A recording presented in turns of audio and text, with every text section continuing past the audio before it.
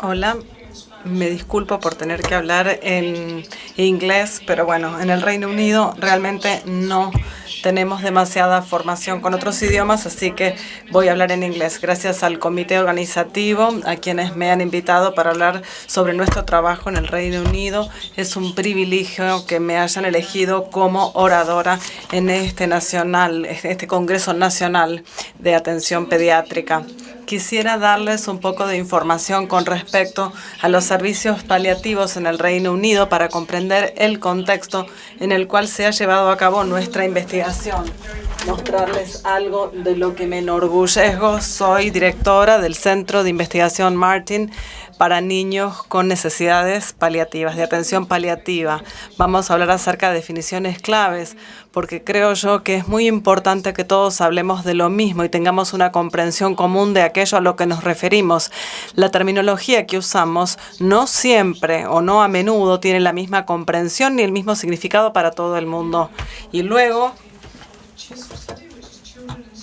voy a hablar del estudio CHISP, que tiene que ver con cuidados paliativos. Yo soy de Escocia, no soy de Inglaterra. Me enorgullezco por ser escocesa.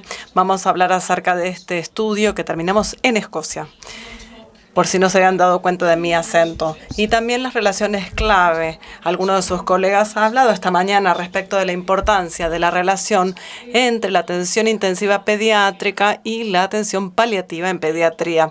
Y luego vamos a finalizar con un breve resumen. Entonces, en el Reino Unido, nosotros hemos tenido un servicio de cuidados paliativos durante hace más de 30 años. El primer hospital de pediatría fue construido en los 80 y ahora tenemos más de 60 organizaciones que ofrecen atención paliativa para pediatría. De estas tenemos más de 50 hospicios para niños. Estos hospicios, en su mayoría, no solo, pero en su mayoría, cuentan con caridad. Tenemos un servicio nacional de salud pública que es gratuito en el Reino Unido. Ellos ofrecen menos del 50% del financiamiento a estos hospicios. Los hospicios para adultez tienen más de la mitad del financiamiento del gobierno del Reino Unido. A su vez, también tenemos especialistas especializados en pediatría para cuidados en hospicios. Esto significa que en el Reino Unido seguimos teniendo terciarización sin servicios de cuidados paliativos especializados, y bajo los servicios de hospitales paliativos tenemos que ver quién está en el equipo, y todo esto va variando. No hay uniformidad en todos los casos.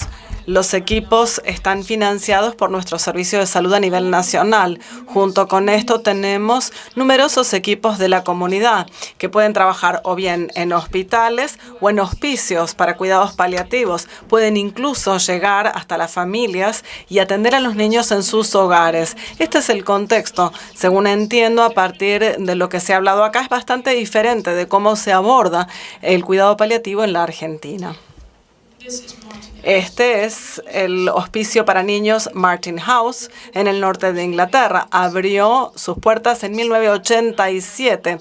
El año pasado cumplió su 30 aniversario y es el segundo más importante para niños en el Reino Unido.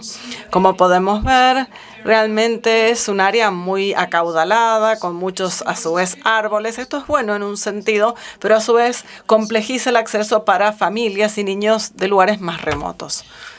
Entonces, nosotros tenemos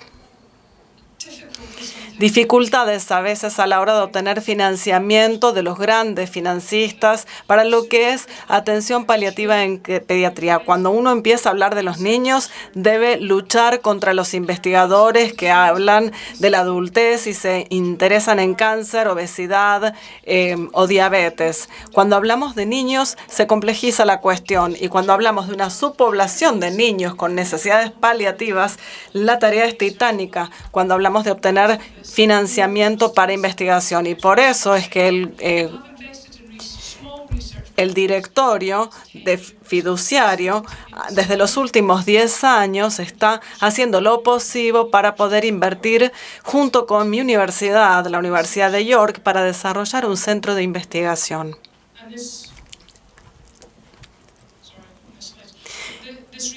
Este centro de investigación fue lanzado en 2017, entonces hace un año que estamos en existencias. Y realmente es un centro multidisciplinario para investigación y atención y respaldo de niños y jóvenes con condiciones limitantes de la vida, sus familias y la fuerza laboral que se dedica a la atención paliativa. Uno de nuestros objetivos es realizar investigación de alta calidad, los resultados de los cuales deben evidenciarse en los niños y en las familias para poder recibir atención equitativa y de alta calidad. Debo decir que la investigación que priorizamos tiene que mejorar la atención o influir las políticas y a su vez también tener lo que es un enfoque nacional y bien también internacional, ¿por qué no? En el presente tenemos estudios de investigación organizados bajo 3 temas principales. Epidemiología, a mí me encantan los números, me gusta la contabilidad, no tanto hablar con la gente. Lo que es también investigación en cuidados de la salud, cómo entregamos la atención, modelos de cuidado, resultados finales, el impacto económico y también nuestras revisiones de familias, profesionales y niños con respecto a la atención que se les ha dispensado. También tenemos un trabajo clínico que tiene más que ver con intervenciones específicas, algunas de las cuales vamos a escuchar, por ejemplo, respiración asistida y también un estudio con respecto a alimentación por gastrostomía. Si estamos interesados, vamos a poder encontrar que es más fácil ver el sitio web y no tanto escucharme a mí, porque el sitio web tiene mucho detalle de los proyectos, algunos que llevamos a cabo, otros que hemos completado, algunos que están en curso, y creo que vale la pena ver que los niños y sus familias son clave a la hora de definir el trabajo que realizamos. Los padres y los jóvenes participan en todos nuestros proyectos. Para mí es importante como investigadora o como clínica también lo es, pero tal vez mi prioridad no sea la misma que la de la familia y el niño. Por eso escuchar e incorporar sus puntos de vista siempre que sea posible permite mejorar las cosas. A veces tenemos que medir y lo que ellos piden no es posible hacerse, pero siempre que en la medida de lo posible sea esto posible, valga la redundancia, damos lugar a sus opiniones. Este es mi equipo. Aquí estoy yo, después también la profesora Ruth, tenemos la profesora Bryno Beresford, que está a cargo de política nacional con más de 20 años de experiencia, que trabaja en el campo de discapacidad de niños y cuidados paliativos en pediatría. Y hay un cruzamiento muy importante y no hay línea divisoria entre niños con discapacidades y atenciones paliativas. Y cuando hablamos de necesidades e investigaciones que pueden compartirse, se aprenden en ambos grupos. Roger Parslow, epidemiólogo, y John Aldrich, la psicóloga clínica en Martin House. Algunos de ustedes la habrán conocida, es una mujer maravillosa. Y también es un privilegio tener también distintos compañeros de investigación, también oradores. Es un equipo pequeño pero que crece y esto es muy interesante. Entonces, yo estoy a cargo del flujo de trabajo epidemiológico. Mi enfoque es dar evidencia de modo tal que todos los niños y jóvenes con condiciones limitantes de vida o de amenaza de la vida tengan acceso equitativo a atención paliativa. En el Reino Unido, dependiendo de dónde se viva o a qué hospital se asista, uno recibe diferentes niveles de atención y diferente expertise está disponible. Entonces, cuando tenemos un servicio de salud nacional, esto no es aceptable y tal cosa no debería ocurrir. Por eso es que hablamos de equidad. El sector de cuidados paliativos sabe que tiene que estructurar los servicios, tiene que comprender la población que va a beneficiarse de los servicios para poder diseñar servicios adecuados. Y en general hay bastantes estudios sobre niños que han recibido atención por un servicio de cuidados paliativos o en un hospicio, pero estos casi los pocos privilegiados que han podido acceder a este servicio. Nuestro interés es desarrollarlo más para comprender a nivel poblacional, es decir, las necesidades de los niños y familias que se han beneficiado de nuestros servicios. Me disculpo por esta definición tan álgida, pero es importante. Muchos de ustedes en la sala van a estar familiarizados con esta definición de la OMS. de atención paliativa. Nosotros creemos en esto y es un enunciado muy importante. Comienza con el diagnóstico o con el reconocimiento y continúa independientemente de si el niño recibe tratamiento dirigido hacia la enfermedad. A esto apuntamos. Ni siquiera en el Reino Unido llegamos a este objetivo. Seguimos careciendo mucha comprensión con respecto a el rol de la atención paliativa y seguimos pensando que es algo que ocurre después de haber intentado con la última droga que no le salva la vida al niño, especialmente en el campo de la oncología. Cuando hablamos de condiciones de limitación de la vida, son condiciones en donde no hay esperanza razonable para cura, por las cuales los niños o jóvenes en última instancia mueren prematuramente. Por ejemplo, problemas como Duchenne, distrofias, enfermedades neurodegenerativas y también aquellas de limitación de la vida en donde el tratamiento curativo puede ser viable pero puede fallar, como por ejemplo cuando fallan órganos o cuando hay cáncer. Y si hablamos de la categorización, realmente pienso acerca de la categoría ACT. Algunos de ustedes conocerán esta sigla. Fue desarrollado a fines de los 90 y habla de 4 categorías. No las voy a leer todas en voz alta, pero esencialmente quiero decir que sirven para describir que hay 4 poblaciones bien diferenciadas de niños que pueden beneficiarse de servicios paliativos. El primero está formado por un grupo ya mencionado, cuando el tratamiento curativo puede ser viable, por ejemplo, cuando fallan órganos o cuando hay cáncer. En segundo término, son aquellos que van a morir, niños o adultos jóvenes, pero la paliación puede ayudar a su calidad de vida y prolongar la vida que tengan. En su mayoría hablamos de, por ejemplo, fibrosis quística en este caso. El tercer grupo habla acerca de condiciones progresivas. Sin tratamiento curativo puede haber opciones para ayudar a las complicaciones, pero el tratamiento es paliativo desde su comienzo. Y acá hablamos acerca de condiciones metabólicas, como por ejemplo la enfermedad de Batten o la mucopolisacaridosis o la distrofia muscular. Y la última es la que genera más preocupación y más dificultades dentro del sector de atención pediatría.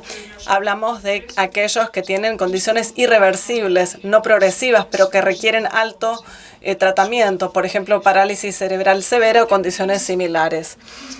Estas categorías funcionan muy bien para lo que es su objetivo primario, describir la naturaleza heterogénea de la población de niñas que pueden recibir servicios paliativos, porque cuando estas fueron desarrolladas, la paliación se reducía al cáncer y después pensamos que tal vez no debemos hablar solo de cáncer, sino de otras condiciones, de otros cuadros. Y finalmente podemos hablar de que no hay 4 categorías solamente. De hecho, cuando hablamos de distrofia muscular, puede estar esta entre la categoría 2 o 3, dependiendo de quién estemos hablando. Y esto es importante a la hora de hacer investigación, tener una comprensión compartida y común. Y también la trayectoria de las enfermedades entre estas categorías no siempre son iguales. Tienen una utilidad, no sé cuán útiles, sin embargo, pueden llegar a ser a la hora de investigar, si bien yo me baso en ellas a la hora de usarlas. Entonces, pasemos de una categorización a la otra. Acá el estudio CHISP, que fue financiado por el gobierno escocés, que finalizó en 2015, hacia fines de 2015, y fue impulsado por la Asociación de Hospicios para Niños en Escocia. Nosotros tenemos una población de 5 millones, somos mucho más pequeños que en Argentina. Tenemos una organización de hospicios que entiende o que trabaja con 2 hospicios para niños, después para adultos hay más. El objetivo del estudio es desarrollar la base de evidencia para respaldar e informar el planeamiento para la atención paliativa de los niños en Escocia, entendiendo que estos 2 hospicios trabajan muy bien, pero no estaban teniendo llegada a todos los niños que podían beneficiarse a partir de sus servicios. Fue por eso es que había ciertas cuestiones geográficas, por ejemplo, la parte del norte o lugares más remotos, y esto había que resolverlo. Por supuesto que ni comparados con Argentina, esto lo puedo detectar, pero en comparación, bueno, nosotros sí tenemos nuestras propias distancias. Hoy voy a hablar acerca de los análisis cuantitativos de la población, pero para aquellos que están interesados en el segundo componente es una revisión cualitativa que veía las necesidades psicológicas de los niños y sus familias. Pueden descargar el informe completo desde este enlace que tienen acá. Si están interesados, lo pueden descargar, es de descarga gratuita. Esta es Robin House. Acá van a observar en una parte muy linda de Escocia, en nuestro lago, en los bancos del lago más famoso, genera esto una distancia para el cual hay transporte excelente para las familias, pero a veces el mismo transporte puede ser un desafío. Entonces, debido a que estos son hospicios, que son organizaciones voluntarias, no hay estrategia nacional con respecto a cómo desarrollar o a dónde encontrar dinero o fondos, porque tal vez muere un niño y a partir de esto se dona un edificio y lo que sea. No hay lógica a la hora de ver a dónde están estos hospicios, surgen espontáneamente y esto es algo que hay que cambiar, hay que planificar de cara a futuro. Somos un país desarrollado, pero seguimos teniendo temas con los recursos y la disponibilidad de financiamiento y de cómo aprovecharlo en las áreas en donde más se los necesita. Primero, corriente de trabajo. Queremos ver la cantidad real de niños y jóvenes con condiciones de limitación de vida. También describir el perfil de edad, las condiciones de base, así como también factores que hacen a la epidemiología, es decir, grupo étnico y situación socioeconómica del niño en cuestión. También el estadio de la condición como análisis. Yo vine para hablar específicamente de esto. Es decir, hemos tenido desafíos para poder identificar una gran población de niños, mucho más grande que tal vez se haya estimado inicialmente, pero se puede usar datos de rutina en salud para tratar de identificar estos niños que necesitan más servicio que otros. Y ahí es en donde utilizamos la categorización de lo que es estable, inestable, en deterioro o que se está muriendo. Esto viene desde Australia. Se utiliza para determinar las necesidades de salud. Nosotros la invertimos para tratar de si podemos identificar niños en estas 4 categorías sobre la base de su necesidad de salud para poder ver cómo apuntamos las intervenciones, lo que incluye también la atención paliativa. Entonces, quienes están familiarizados con datos de salud, y me disculpo que no sé cuánto de esto está disponible en Argentina o no, pero en el Reino Unido y los Estados Unidos también, todo está citado por la ICD-10 de la OMS. Mi vida sería mucho más fácil si todas las enfermedades tuvieran su propio código. Sería feliz de la vida. Lamentablemente no es este el caso en todos los casos. Y la ICD-10, bueno, es en donde se agrupan las cosas desde el punto de vista patológico, pero no clínico.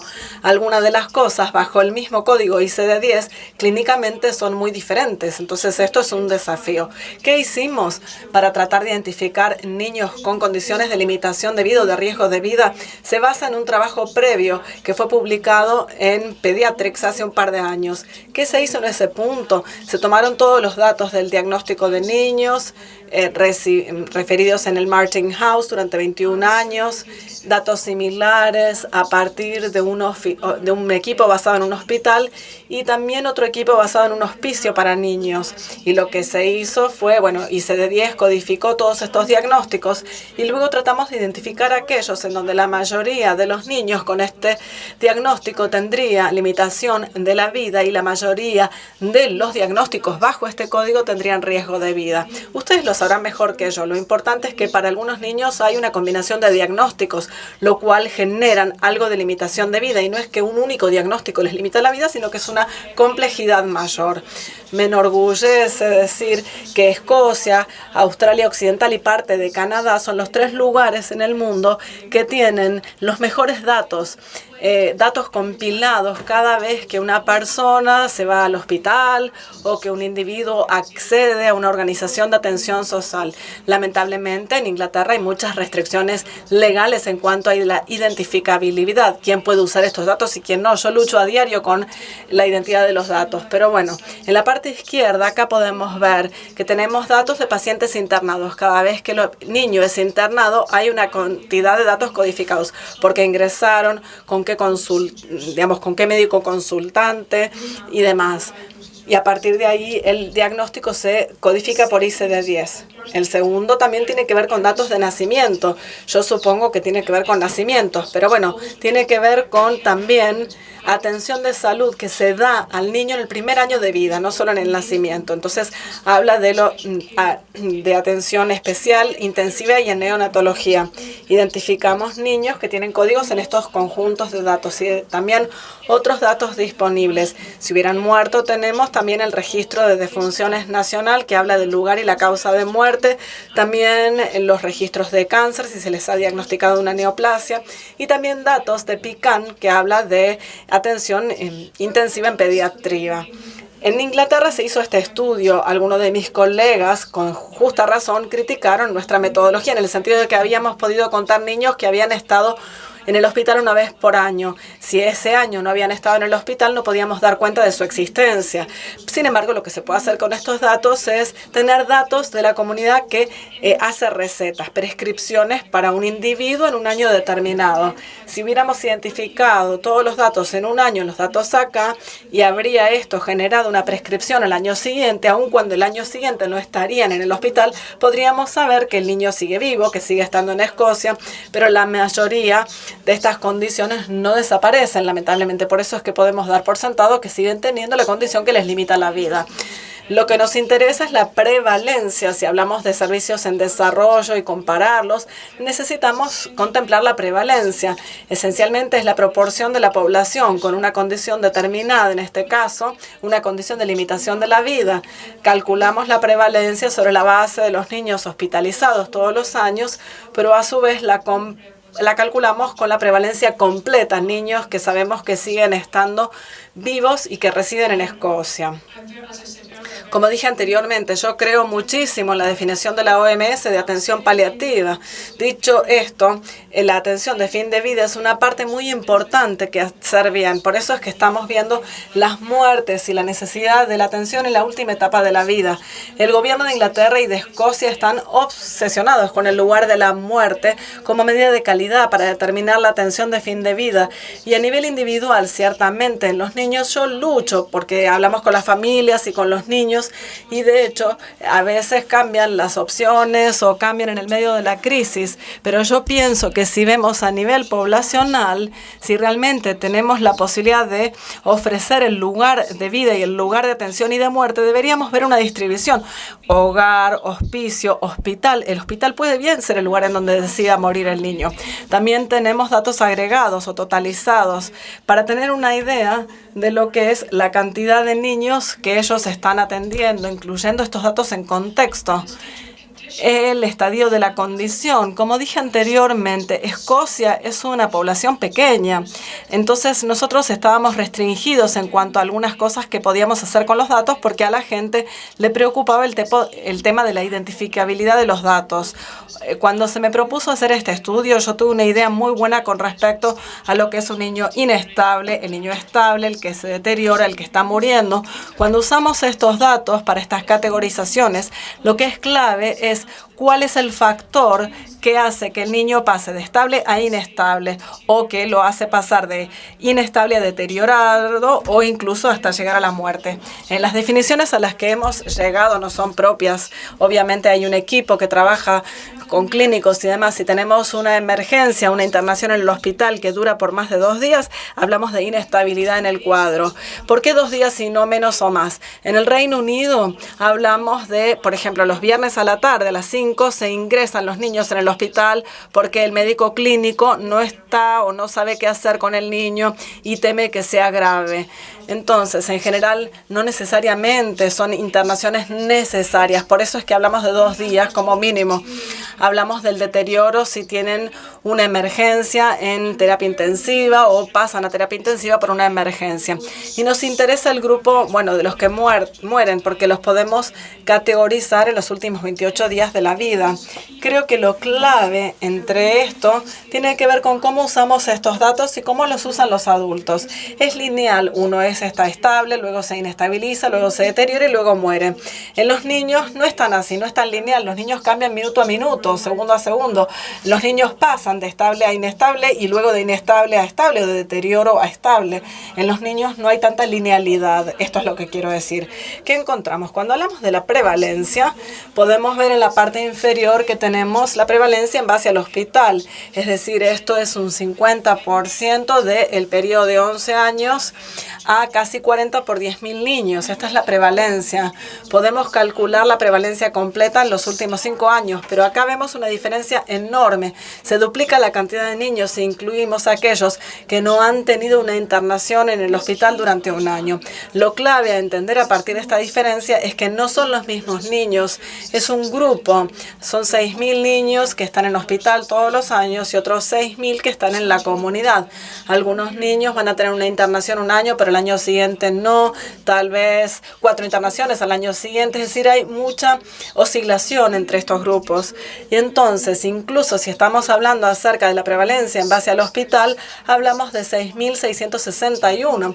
Y en el momento en que hicimos este estudio, la Asociación de Hospicios había recibido 115 nuevas derivaciones por año.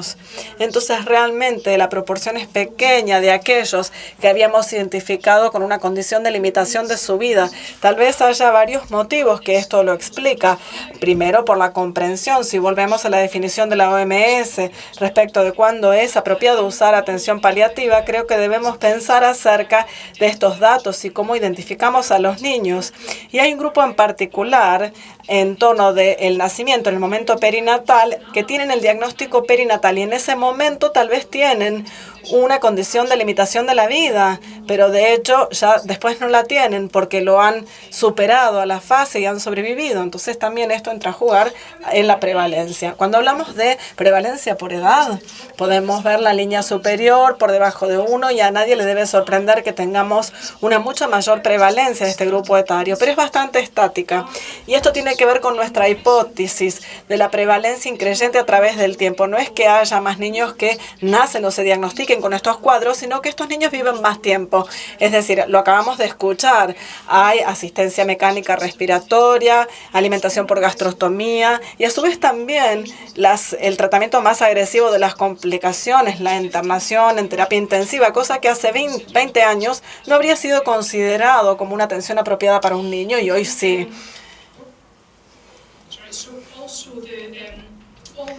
También los otros grupos etarios, la prevalencia de hecho está aumentando. Es solamente en los de menos de 1 que es estática. Pero bueno, históricamente, ciertamente en el Reino Unido y creo que a nivel mundial, se habla acerca de lo que es el periodo perinatal como atención paliativa, como una explosión de hospicios y atención paliativa. Esto fue así desde hace 4 o 5 años, pero antes de esto a los bebés no se los atendía por atención paliativa en pediatría. Entonces es bueno saber o ver que hay una comprensión de que los bebés son quienes tienen la mayor tasa de mortalidad frente a estas complicaciones. Si hablamos por género, por sexo, no nos debe sorprender a los pediatras en la sala que hay mayor prevalencia en hombres o en varones que en niñas. Se quedaría esta diferencia aun cuando elimináramos aquellos diagnósticos específicos para el sexo, como por ejemplo Duchenne. La diferencia seguiría existiendo y va aumentando conforme a cada sexo según el mismo nivel, según la tendencia. Si tratamos de observar lo que es el grupo diagnóstico, vemos que la línea púrpura aumenta, crece, en su mayoría como grupo de anomalías congénitas. Los dos grupos más grandes son condiciones cardíacas congénitas y condiciones neurológicas congénitas. Entonces, realmente de todos los grupos diagnósticos hay un aumento a través del tiempo, aparte de la oncología. La oncología queda estática, pero las otras condiciones, los otros grupos diagnósticos aumentan. Esto es más difícil de ver por la escala, pero así digo que es. Si hablamos de un único año, por ejemplo, si vemos lo que ocurrió en el diagnóstico por edad, esto es interesante. Por ejemplo, anomalías congénitas que son muy altas en el primer año de vida, como es de esperarse, pero luego va bajando y vemos a nivel neurológico y oncológico el diagnóstico. Podemos ver acá, si pasamos a esto, lo vemos mejor. Pero es importante a la hora de planificar los servicios. La necesidad de un niño con oncología no es la misma que quien tiene, por ejemplo, una condición neurológica crónica o progresiva. Esto no significa que no pueda desarrollarse un servicio con atención flexible, pero hay que pensar en el diagnóstico y en las necesidades de estos niños y sus familias. En el Reino Unido, nuestra minoría étnica es los pakistaníes, los de Bangladesh y los de India. Esta es la minoría étnica. Podemos ver que hay mayor prevalencia en esta población de Sudasia. Es decir, tenemos un estudio de cohortes muy bueno que se llama Borney Bradford, que es cercano en donde yo trabajo, en donde hay una gran población de pakistaníes, de familias pakistaníes que viven allí, y esto demuestra el factor principal que participa en lo que es el riesgo de anomalías congénitas en este grupo, y es por el matrimonio consanguíneo. Y esto no es algo que nos tome por sorpresa, porque hay muchas condiciones genéticas que generan anomalías genéticas en este grupo etario.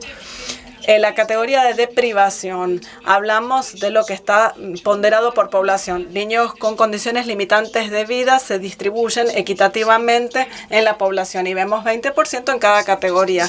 Podemos ver esto congruente a través del tiempo, que hay más niños con condiciones de limitación de vida y de riesgo de vida que viven en áreas más carecidas, más carentes de recursos, ¿no es cierto? Todavía no podemos responder este escenario, ¿es la gallina o el huevo? Es decir, hay mayor incidencia de niños con condiciones de limitación de vida que nacen en barrios carenciados, o es parte del efecto acumulativo de niños enfermos con altas necesidades insatisfechas y los padres no dan estas necesidades, no dan lugar a estas necesidades, no trabajan, no pueden adaptar las casas a las necesidades del niño. No sabemos qué viene primero, no tenemos una respuesta, sospechamos que es un poco de cada cosa. Si volvemos a esta condición y estos datos, estos fueron publicados en Archives de Enfermedad y del Niño en los últimos años para recordarles sobre la categorización que hicimos. E hicimos esto que es importante, hicimos análisis de sensibilidad, cambiando estas definiciones clave sutilmente, y realmente no hay demasiada diferencia a lo que hace a nuestra conclusión final a partir de todo este trabajo. Podemos ver en la parte superior izquierda, perdón, estoy presionando el botón incorrecto, entre 80 y 85% de estos niños y jóvenes están estables en la mayoría de los años. Entonces, ya de por sí manejamos, si hablamos de niños que pueden beneficiarse más de paliación, bueno, esto es lo que estamos viendo, de un 15 a 20% de esta población. Debemos ser muy cuidadosos respecto de que no conocemos lo que es amplios servicios de la comunidad en este grupo.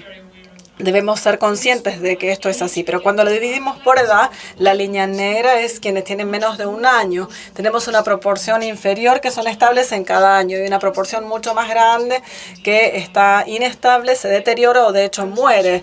Pero bueno, esto no es sorprendente para mí. Lo interesante es que los grupos etarios están justamente más cercanos a inestabilidad o a muerte. Son los niños de 16 a 20 o de 20 a 25. Este es el grupo etario más afectado. Niños que mantuvieron su vida por mucho tiempo, 10, 15 años, tal vez podrían haberse muerto antes, pero no han podido conservar su vida más tiempo, pero siguen muriendo en lo que es la adultez temprana o el final de su niñez. Si hablemos de grupos diagnósticos, hay diferencias, si bien hay números pequeños en cada uno de estos grupos. Por eso es que hay que ser cuidadosos. La línea amarilla, enfermedades gastrointestinales, que como podemos ver es el riesgo más grande de inestabilidad, seguido por cuestiones neurológicas y respiratorias.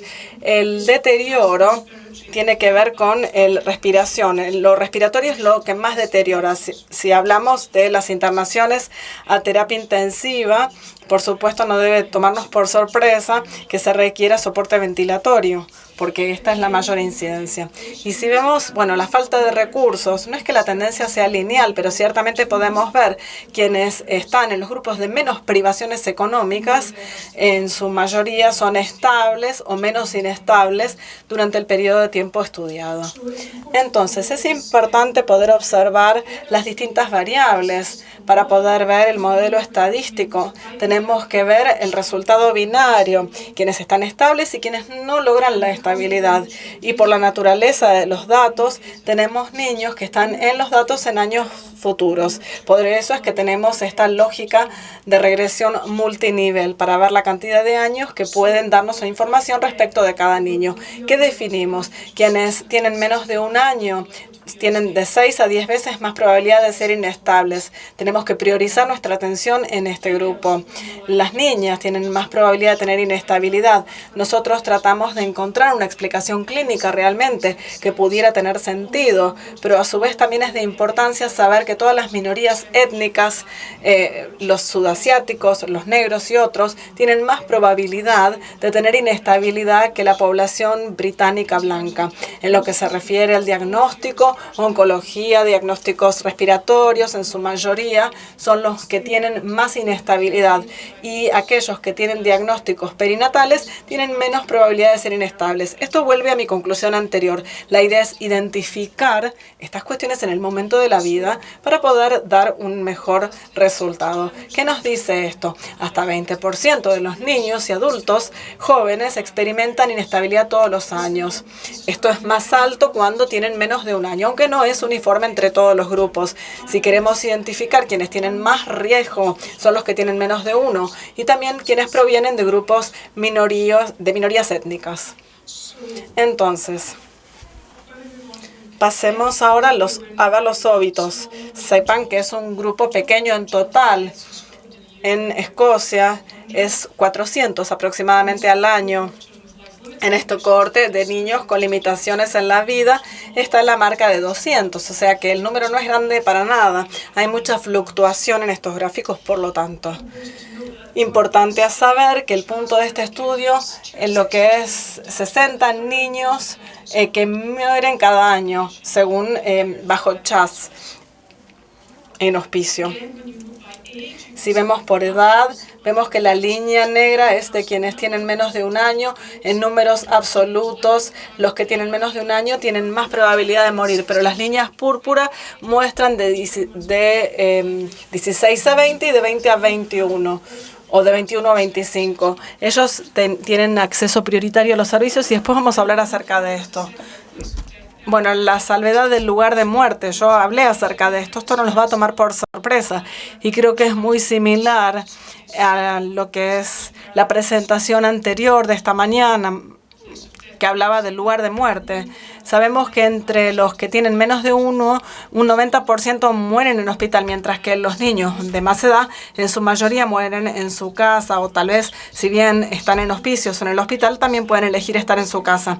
La gente decía, sí, pero es muy difícil sacar al niño del hospital, al bebé del hospital. Bueno, en el Reino Unido yo estoy en desacuerdo con esto, porque sí tenemos la posibilidad de hacerlo. El hecho es cómo usamos los recursos. Esto no quiere decir que no esté bien. Si la familia desea que el bebé muera en el hospital, está bien por las circunstancias extraordinarias, pero debemos demostrar más opción de la que hoy por hoy se cree que hay. Esto es lo que quiero decir. Recomendaciones hechas por nosotros. Nosotros los hicimos en Escocia. Yo hago muchas recomendaciones y normalmente me ignoran por completo. Entonces, bueno, no sé en qué punto es una recomendación. Pasamos mucho tiempo haciendo recomendaciones. Acá tengo 5 a partir de los primeros datos cuantitativos. Sentimos que más niños y jóvenes de todas las edades en Escocia deben tener lo que es una opinión para lo que es los servicios paliativos, especialmente los que tienen menos de un año, sus padres tener una opinión. La edad legal de adultez es diferente en Escocia que en Inglaterra. Hablamos de 16 en Escocia y no de 18 como es en Inglaterra. En este punto ya no hay servicio paliativo para los jóvenes adultos, así que hicimos la recomendación de que la hubiera, y también desarrollo de servicios para poder tener en cuenta la prevalencia más alta de los grupos minoritarios étnicos, en donde hay bastantes carencias de recursos. Entonces, con todos los estudios de investigación es bueno poder determinar las limitaciones antes que ninguna otra cosa. Pero hay fortalezas también. Hablamos de datos administrativos que tienen alta calidad. Destaquémoslos. También estamos refinando nuestro marco de codificación. Somos muy transparentes con respecto a cómo lo hemos hecho. La metodología es repetible. Se ha hecho en diferentes partes del mundo que han tenido acceso a estos datos. Pero bueno, tuvimos limitaciones en cuanto a la cantidad pequeña de datos, en donde hay limitaciones con respecto al control de divulgación de los datos. Y tampoco hay vinculación a los datos CHAS, es decir, de estos 400. a cuál de los 6.000 corresponden es lo que no podemos vincular. Y también los equipos de oncología dan también atención paliativa. Esto podemos estar el día entero diciendo si son especialistas o no, pero bueno, el hecho es que ellos dan atención paliativa y entonces a partir de ellos es que conseguimos datos. También, como dije anteriormente, en general me ignoran a mí con las recomendaciones y demás. Me sorprendió que parte de los resultados del estudio fue parte de la identificación de los niños en el marco estratégico del gobierno británico para la atención paliativa. Y también lo más interesante es que se invirtieron 30 millones de libras para el desarrollo a futuro en atención paliativa en los niños. Creo que Chas todavía tiene que recibir este dinero, pero bueno, la promesa está allí. Bueno, voy a apurarme aún más porque me está llevando más tiempo. Cuando hablamos acerca de esto, nos interesan los modelos de atención y en la sala no reconocerían o no creerían en que atención paliativa viene después del tratamiento curativo, pero bueno, hay muchos pediatras en el mundo que tal vez tienen una opinión diferente. Tenemos que integrarlo, pero la relación tiene que ser muy fluida. De hecho, hay momentos en donde puede ser más pertinente y menos. Y esto vuelve a algunos de los comentarios con respecto a lo que es perinatal o neonatología. Es decir, no es que podemos decir nosotros el bebé es incompatible con la vida o no. Tenemos que planificar para ambas eventualidades porque una de las dos puede ocurrir. Y bueno, finalmente, una de las presentaciones previas habló acerca de esto. Si tenemos un niño con parálisis cerebral severa o alguna condición limitante, siempre necesitan el equipo de especialistas neumonólogos, también participación de terapia intensiva, fisioterapeutas, terapeutas ocupacionales, nutricionistas. ¿Por qué? La atención paliativa no es parte de este rompecabezas. ¿Por qué no es parte y parte de esto? Porque no se ha reconocido tan y cual otros especialistas. Hablemos de relaciones clave con la terapia intensiva de pediatría, con la PICU. Hablamos de esta red de auditoría PICANET. Todos los niños que entran a la unidad de terapia intensiva para pediatría se compilan datos. Tenemos datos de 110.000 niños en un periodo de 11 años. Una cantidad pequeña de ellos, de hecho, pasaron a atención paliativa y parte de esto tiene que ver con las definiciones que se han utilizado de atención paliativa dentro de la terapia intensiva. Literalmente, la idea es, bueno, te vas a morir en las próximas horas y ahí te pasamos a paliación. Más de 7.000 de estos niños murieron después de haber sido dados de alta de la terapia intensiva. Solamente una pequeña parte terminaron muriendo en el hospital, otro en el hospicio y otro en la casa o en un lugar desconocido. La tendencia a través del tiempo va reduciéndose, pero la mayoría de las muertes ocurren en el hospital, en terapia intensiva. Pero para quienes murieron, si hubieran sido derivados a atención paliativa, habría visto 8 veces probabilidades de poder morir mejor en hospicio o en el hogar. Esto me indica que todavía hay algo que mejorar en cuanto a la elección y la planificación, que es más difícil todavía, pero que debemos poder lograrlo. Y usando los mismos datos, pero en esta cohorte tenemos alrededor de 150.000 niños que son ingresados a terapia intensiva y entre aquellos se identifican, bueno, usando el marco de ICD-10 para ver si tienen restricciones de vida. Bueno, el 50% de todos los que fueron ingresados a terapia intensiva, 72% de todas las 10 camas y 87.5% de todas las internaciones duraron más de un mes. Y casi 3/4 partes de las muertes. Esta relación entre lo que es terapia intensiva y cuidados paliativos es realmente muy importante. Pero bueno, como se dijo anteriormente, la atención paliativa tiene que ver con si tienen una conversación difícil o si le tienen que retirar la asistencia mecánica ventilatoria y no más tempranamente. Después del alta de terapia intensiva, bueno, vemos que las condiciones se agravan y estas muertes ocurren en los primeros 3 meses. Entonces, tener atención paliativa en ese momento sería realmente muy útil. No solamente soy yo la que muestra esto, sino que esto fue publicado recientemente en Canadá, mostrando equipos especializados en atención paliativa Entonces, los tratamientos de alta intensidad incluyen la internación en cuidados paliativos para poder reducir las complicaciones. Otras relaciones clave. Esto lo empecé a notar anoche. Casi todos los especialistas en pediatría hablan acerca de esto, pero algunos tendrán mayor cantidad de pacientes con necesidades de paliación y otros menos. En el Reino Unido hemos sido exitosos trabajando junto con los obstetras, con los cirujanos cardíacos.